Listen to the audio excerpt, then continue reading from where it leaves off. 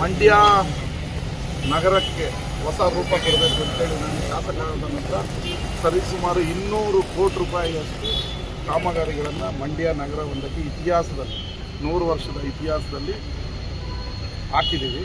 ಪ್ರತಿ road, circle, footpath, ಈ 3ನೇ ವಾರ್ಡ್ ಒಂದೇ ಒಂದು ವಾರ್ಡಿಗೆ 20 ಕೋಟಿಯನ್ನು ಹಾಕಿದ್ದೀವಿ.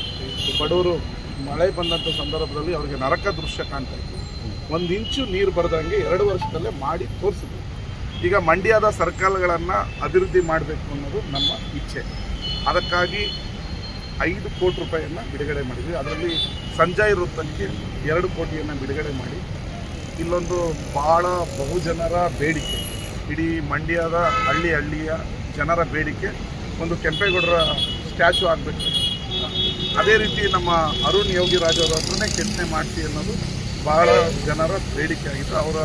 ಇವತ್ತು ಅವ್ರನ್ನ ಸಂಜಯ್ ವೃತ್ತಕ್ಕೆ ಕರ್ಕೊಂಡ್ಬಂದು ಎಲ್ಲಿ ಮಾಡ್ತೀವಿ ಆ ಸರ್ಕಲನ್ನು ನೋಡಿದ್ವಿ. ಇನ್ನು ಎಲ್ಲ ಅಪ್ರೂವಲ್ ಆಗಿದೆ. ಮುಖ್ಯಮಂತ್ರಿಗಳ ವಿಶೇಷ ಅನುದಾನದಲ್ಲಿ 2 ಕೋಟಿ ರೂಪಾಯಿಯನ್ನು ಬಿಡುಗಡೆ ಮಾಡಿದ್ವಿ. ಒಟ್ಟು ತಳಪಾಯ ಮತ್ತು ವಿಗ್ರಹ ಸೇರಿ 26 ಅಡಿ 2 ಕೋಟಿ ರೂಪಾಯಿಯಲ್ಲಿ ವಿಶೇಷವಾದ ಕೆಂಪೇಗೌಡರ ಪ್ರತಿಮೆಯನ್ನು ಸ್ಥಾಪನೆ ಮಾಡ್ತೀವಿ. ಅದು ಸ್ಥಾಪನೆ ಆದ ನಂತರ ಮಂಡ್ಯಕ್ಕೆ ಹೊಸ ಕಳೆ ಬರುತ್ತೆ. ಬಹುಜನರ ಬೇಡಿಕೆಯನ್ನು ಈಡೇರಿಸಿದಂಥ ಸಂತೃಪ್ತಿ ನಮಗಿರುತ್ತೆ.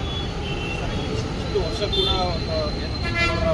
ನಿರ್ಮಾಣ ಮಾಡಬೇಕಂತೇಳಿ ಮನೆಗಳು ಬರ್ತಿದ್ದು ಕೂಡ ನಿಮ್ಮ ಒಂದು ನೇತೃತ್ವ ನಡೀತಾ ಇದೆ.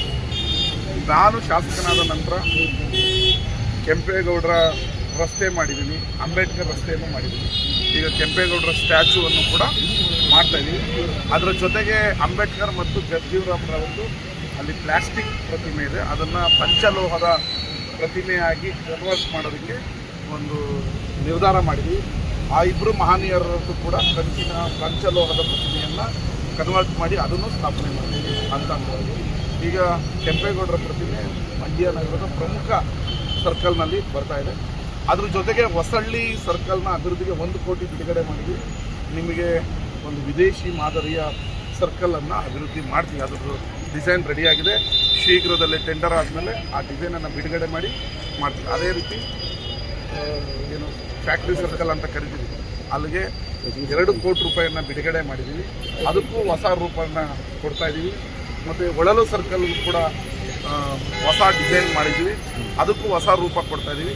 ನೀವು ಆ ಡಿಸೈನೆಲ್ಲ ಬಿಡುಗಡೆ ಮಾಡಿ ಕೆಲಸ ಆರಂಭ ಆದಮೇಲೆ ನಿಮಗೆ ಹೊಸ ಮಂಡ್ಯವನ್ನು ಏನು ನಾನು ಚುನಾವಣೆ ಮುಂಚೆ ಮಾತು ಕೊಟ್ಟಿದ್ದೆ, ನಿಮಗೊಂದು ಹೊಸ ಮಂಡ್ಯವನ್ನು ಕಟ್ಟಿಕೊಡ್ತೀವಿ ಅಂತ, ಆ ಹೊಸ ಮಂಡ್ಯವನ್ನು ಕಾಣ್ತೀವಿ. ಇದರ ಜೊತೆಗೆ ಈಗ ಮತ್ತೆ 25-30 ಕೋಟಿ ರೂಪಾಯಿನ ಮಂಡ್ಯ ನಗರಕ್ಕೆ ಬಿಡುಗಡೆ ಮಾಡಿದ್ದೀವಿ. ಎಲ್ಲ ರೋಡು ಕೂಡ ಡಾಂಬರೀಕರಣ ಆಗ್ತದೆ. ಈಗ ಗುಂಡಿ ಮುಕ್ತ ನಗರವನ್ನಾಗಿ ನಗರಸಭೆ ಮಾಡಿದೆ.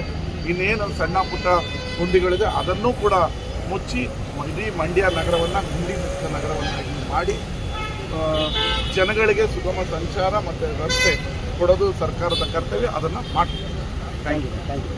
ಸಬ್ಸ್ಕ್ರೈಬ್ ಬಟನ್ ಮೇಲೆ ಕ್ಲಿಕ್ ಮಾಡಿ ಹಾಗೂ ನಮ್ಮ ಹೊಸ ವಿಡಿಯೋಸ್ ಅಪ್ಲೋಡ್ಗೋಸ್ಕರ ಪಕ್ಕದಲ್ಲಿ ಕಾಣುವ ಬೆಲ್ ಬಟನ್ ನಮ್ಮೆಲ್ಲ ವಿಡಿಯೋಗಳನ್ನು ಲೈಕ್ ಮಾಡಿ, ಶೇರ್ ಮಾಡಿ ಹಾಗೂ ಕಮೆಂಟ್ ಮಾಡಿ.